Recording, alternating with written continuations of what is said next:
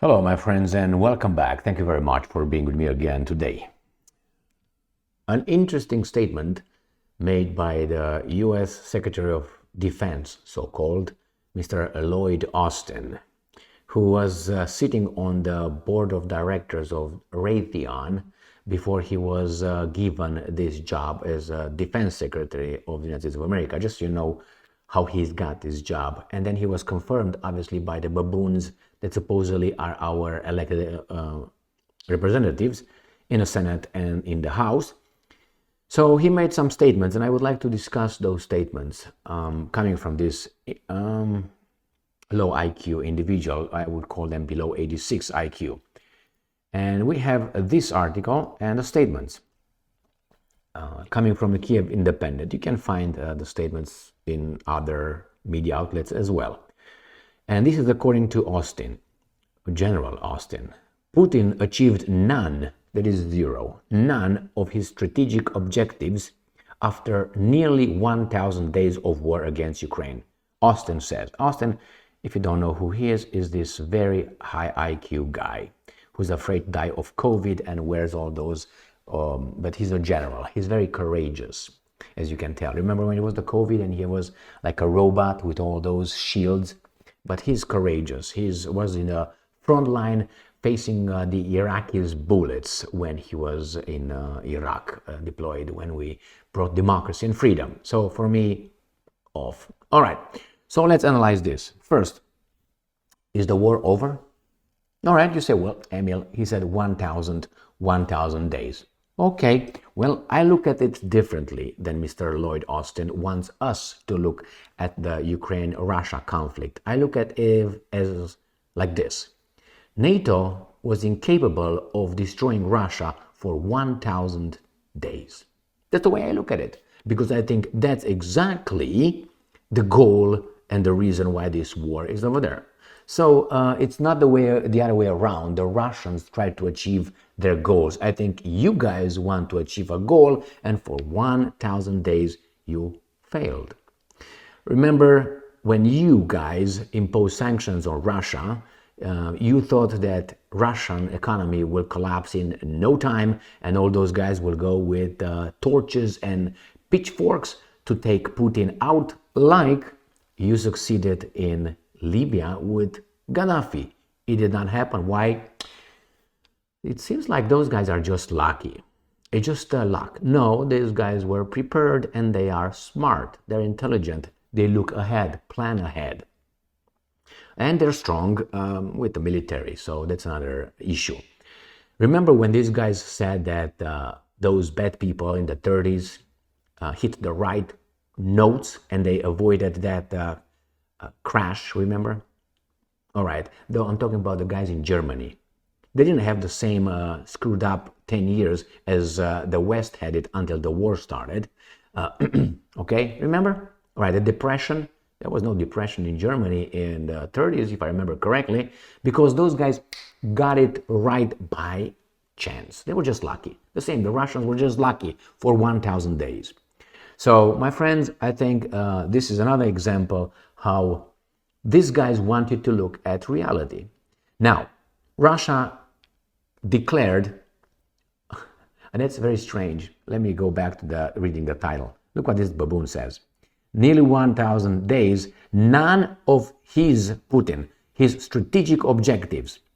So there were some strategic objectives. I thought that these guys just went over there unprovoked and it's another word they use, unprovoked and unjustifiable attack on Ukraine. So how can you say it's unjustifiable when the Russians, you say, had their strategic objectives? So they justify that, if we are to just be on the baboon's side, they justified it somehow.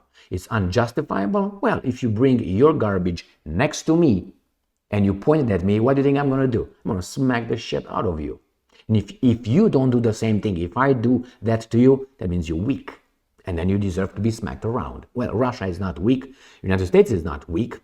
But here we have it. So I think it's 1,000 days the Russians were able to prevent their nation's collapse and become again a second Yeltsin state, which was a 100,000% corrupt state owned and controlled mostly by the guys who right now want to bring it back. And those are not the Americans.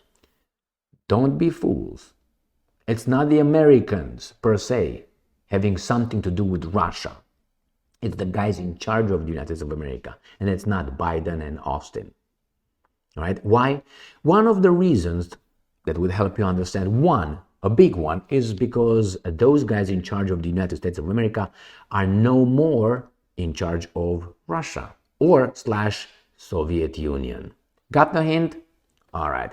So that's one big problem, because you see all these guys either in Canada or in France, Great Britain, United States of America, they all have an origin somewhere in the area. I'm talking about Newland and others. What's her name here in Canada? I'm currently in Canada. What's her name?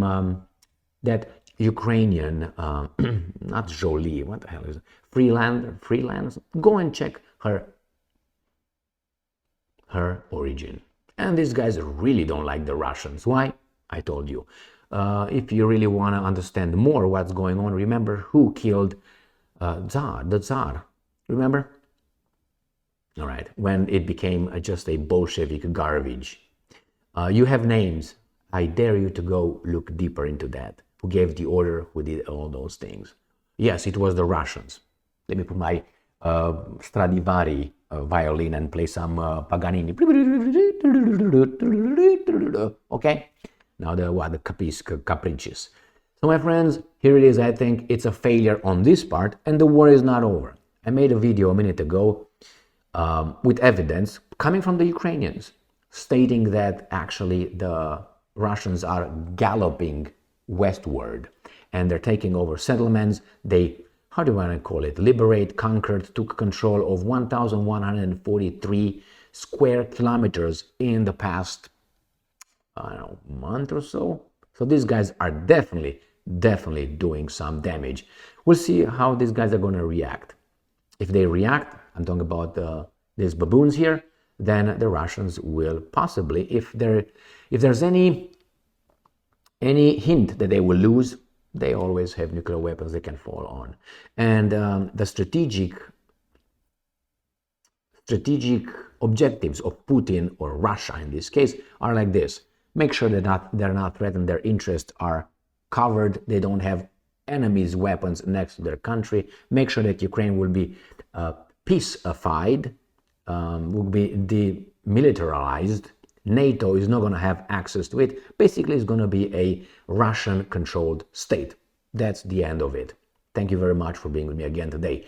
So I don't know if the Russians did not achieve, and they didn't so far, but definitely the other guys who were just beating their chests, oh yeah, we're going to do this, we're going to kick them out of SWIFT, we're going to do this, we're going to do, yeah, these guys are going to kill the dollar, your dollar, our dollar, the petrodollar. What do you think that would mean? That means you and I will have to produce things like make shit instead of blah, blah, blah and services. Thank you very much for being with me again today. Stay strong, stay smart, look for the truth, and be just.